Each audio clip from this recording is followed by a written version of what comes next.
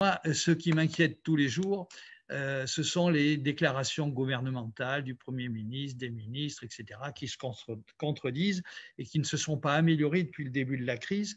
Et je voulais dire que lors de la dernière intervention du Premier ministre, les Français ont retenu une seule chose: vous allez pouvoir partir en vacances. Alors, c'est sans doute très bien de pouvoir partir en vacances. Ça veut dire qu'ils ne vont penser qu'à une chose, c'est mettre la clé sous le paillasson et partir peut-être en France, peut-être un peu plus loin.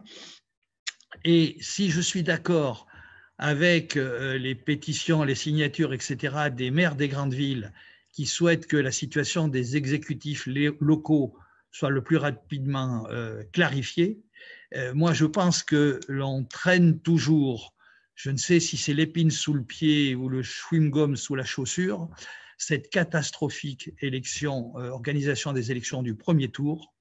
Et je pense qu'il s'annonce, si toutefois le 28 juin était confirmé, à 3 ou 4 jours des vacances, avec, nous dit-on, une rigueur qui serait encore bien supérieure à celle du premier tour, avec sans doute aussi sans campagne.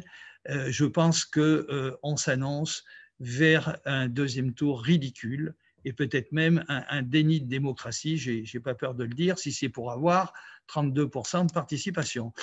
Voilà, ça faisait partie aussi de mes réflexions et je pense que ça va être au moins pour 6 ou 7 d'entre nous un gros problème à régler, et ceci peut-être avant les vacances.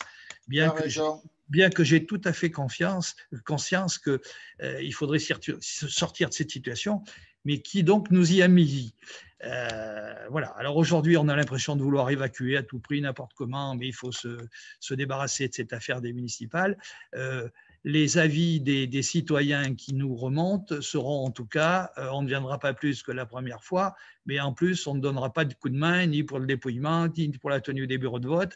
J'ai entendu ce matin des déclarations de maires de grandes villes, Vaux-en-Velin, ailleurs, qui ont encore d'ailleurs 4 ou 5 élus qui sont toujours à l'hôpital, ainsi de suite. Et donc, le 28 juin, je pense que sur la recommandation du Premier ministre, l'état d'esprit sera « partez en vacances ».